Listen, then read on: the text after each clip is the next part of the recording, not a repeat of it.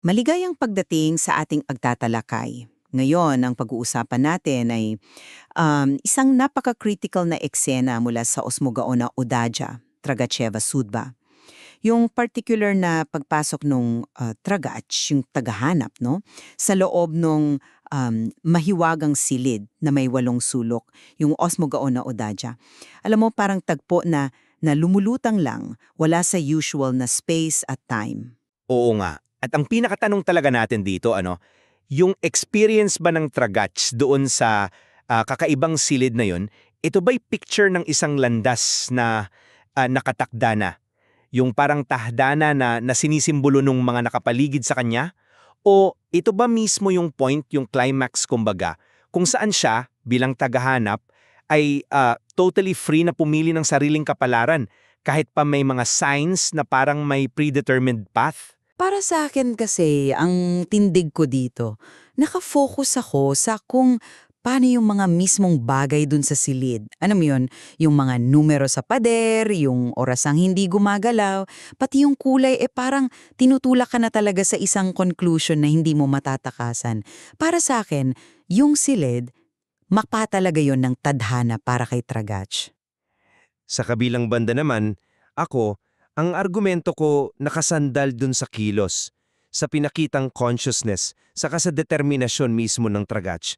Kasi para sa akin, yun yung mga ebidensya eh. Ebidensya ng kakayahan niyang kumawala dun sa mga simbolo at gumawa ng isang totoong malayang desisyon. Yung silid, para sa akin, challenge yon sa freedom niya. Hindi isang hatol na nakasulat na. Well, kung titingnan nga natin yung description mismo nung Osmoga o na Odaha, parang sinusuportahan talaga nito yung idea ng itinakdang kapalaran eh. Sinasabi doon na wala siyang sahig, wala ring kisame, tapos yung 8 pader, parang nakalutang lang. 'Di ba parang sinasabi noon na, uy, nasa ibang dimensyon ka. Yung tipong baka hindi na yung normal na physics ang gumagana, kundi baka batas na ng tadhana. Tapos yung mga pader pa, matingkad na pula, Jarcom Crevenum Boydum, daw sabi sa text, talagang diretsyong sinabi na mga babala o upuzorava yuchih granitsa. Parang mga hangganan ng peligro o limitasyon na hindi mo basta malalagpasan.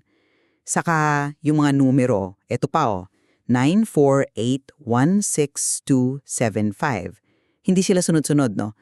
Nasabi nga sa kwento, pwedeng kumatawan sa mga kapalaran, posibilidad, o baka mga pagkakamali pa nga mula sa nakaraan.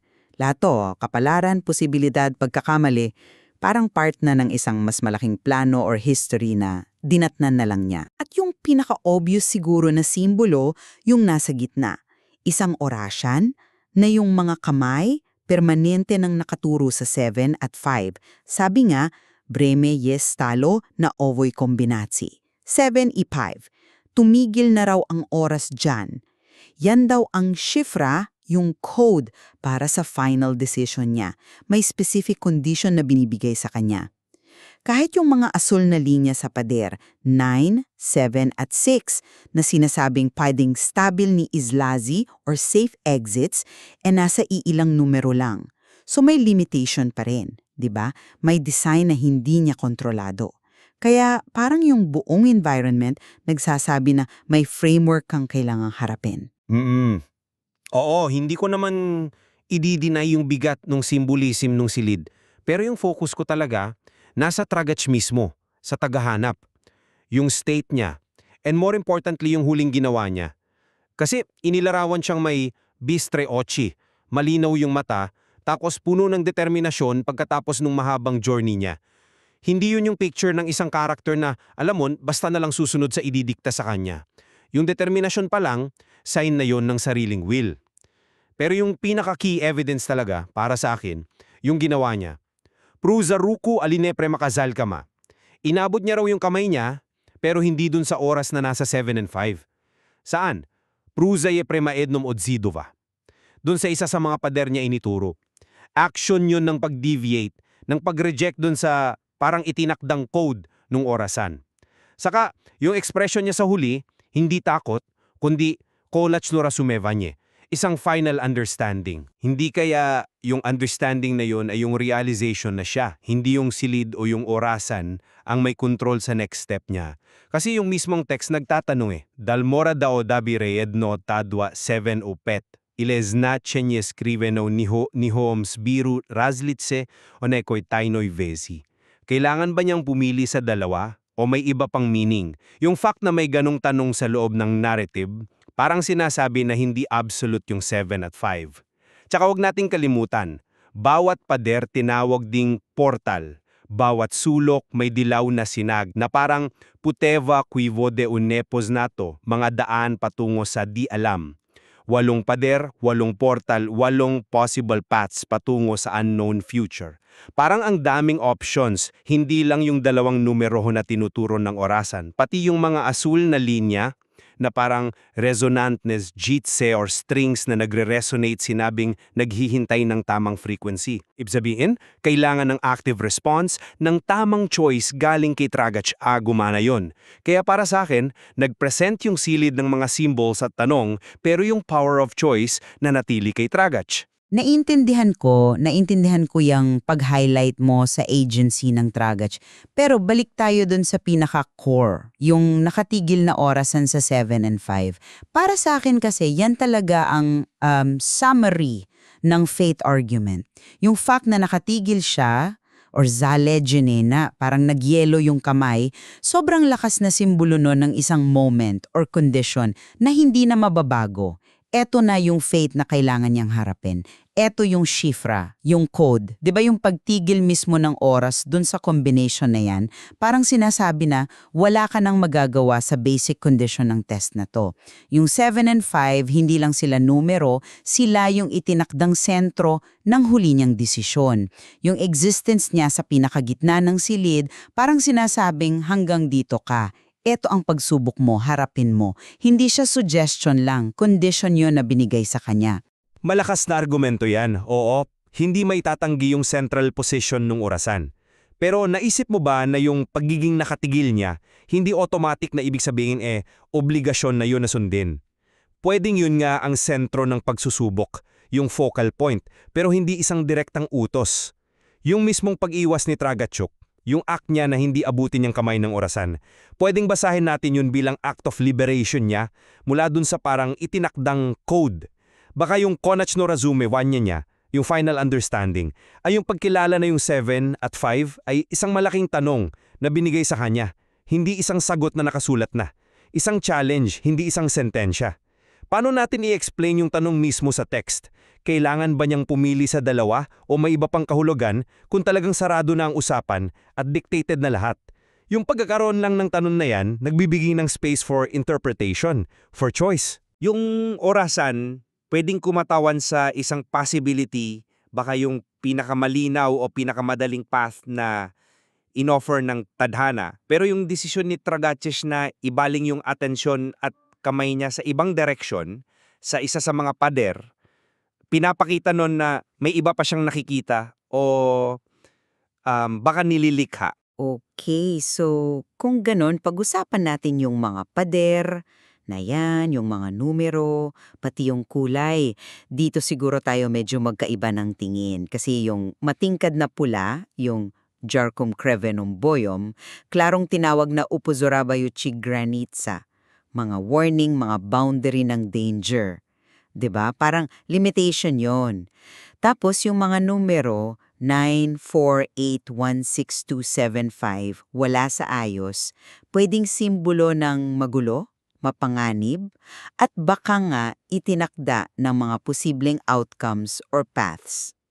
Kahit sabihin pa nating may mga asul na linya sa pader 9, 7 at 6 na posibleng stabil ni Isla Z or safe exits, limitado pa rin yon sa 3 numero lang. Hindi lahat ng pader may ganong potential exit. Ito, para sa akin, pinapatibay pa rin yung idea ng isang design, isang system na may specific na daanan lang na part pa rin ng mas malaking mapa ng takda. Yung presence ng danger, pula, at yung limited number ng safe paths, asul, sa piling numero, parehong nagde-describe ng environment na may set conditions at possible results. hindi isang malawak na field ng free choice.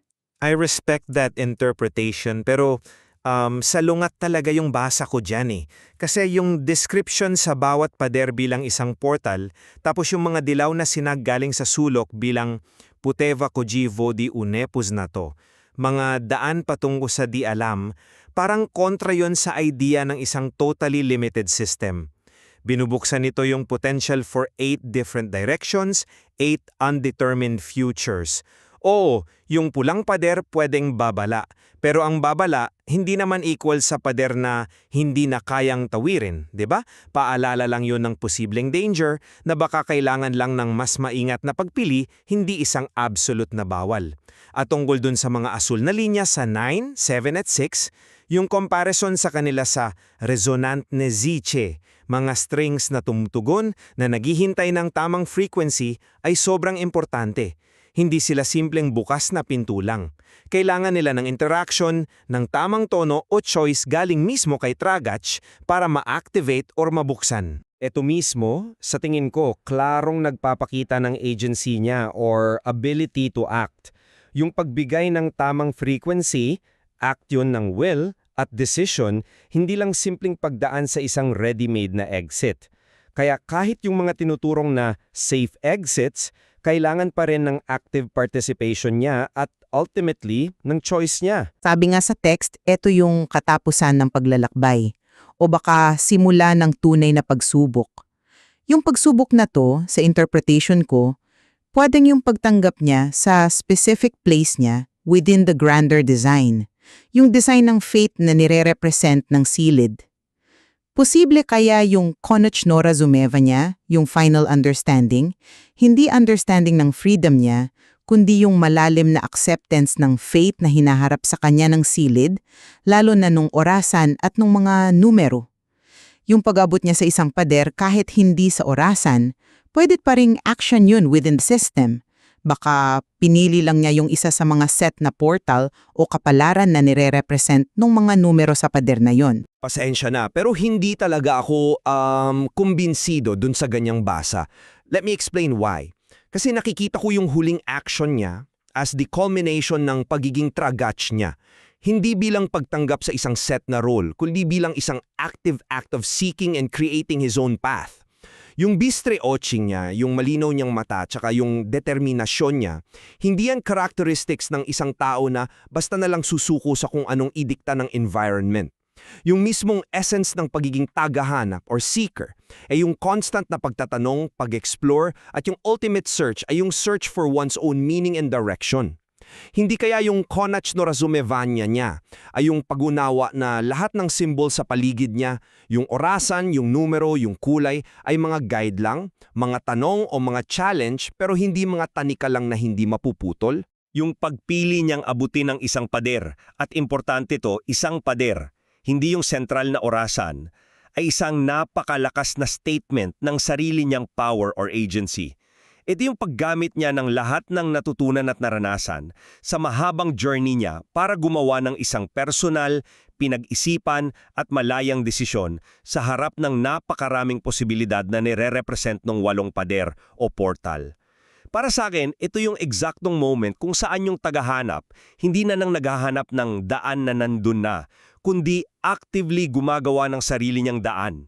Yung action na yon ang pinakamalinaw na ebidensya ng free choice. So, bilang pag-wrap up, ang posisyon ko ay nakasandal talaga sa interpretasyon na yung buong design at symbolism ng Osmogawan o Daja mula dun sa parang lumulutang na pader na walang sure na foundation, sa mga numerong wala sa ayos na pwedeng kumatawan sa mga set na fate or past mistakes, sa matingkad na pulang kulay na nagsisilbing warning, hanggang doon sa pinakagitna niyang orasan na hindi gumagalaw at nakaturo sa 7 at 5. Lahat to malakas na nagsusuggest ng isang experience na hinulma ng tadhana. Pumasok si Tragach sa isang space kung saan yung rules at possible outcomes parang nakalatag na. At yung tunay niyang pagsubok ay kung paano niya yun haharapin within that framework. Sa kabilang dako naman, ang summary ko ay nagbibigay diin na, hindi nga maikakaila yung lakas ng mga simbolong nandun sa silid, pero yung tinakitang kamalayan, yung determinasyon, At lalo na yung pinakahuling kilos ng Tragachning, yung conscious choice niyang abutin ng isang pader instead na yung mga kamay ng orasan, yun yung nagmamarka ng isang decisive moment. Moment yun ng pag-claim niya ng freedom of choice. Yung final understanding niya at yung pagpili ng sariling direksyon despite the apparent limitations ng environment ang nagpapatunay na yung experience niya ay culmination ng free will, hindi lang simpleng pagsunod sa isang path na iginuhit na para sa kanya. Oo, at klaro naman siguro sa usapan natin na yung mismong teksto sinadya talagang mag-iwan ng malaking space para sa parehong interpretasyon. Yung mystery kung yung ending ba ng Tragach ay resulta ng isang unavoidable fate o ng sarili niyang free choice, tanong na nananatiling bukas. At baka yun mismo ang isa sa mga point ng kwento, no? Tumpak. At ang mas importante siguro, hindi yung paghanap ng iisang tamang sagot, kundi kung paano yung pag-a-analyze natin ng magkaibang perspectives na to, nakakapagpapalalim ng understanding natin sa mga malalaking tema na tinatakel ng material. Yung tension between fate and free will, yung nature ng paghahanap at yung process ng pagbibigay meaning sa mga symbols at experiences. Sigurado marami pang aspeto ng symbolism dun sa silid ang pwedeng himayin pa.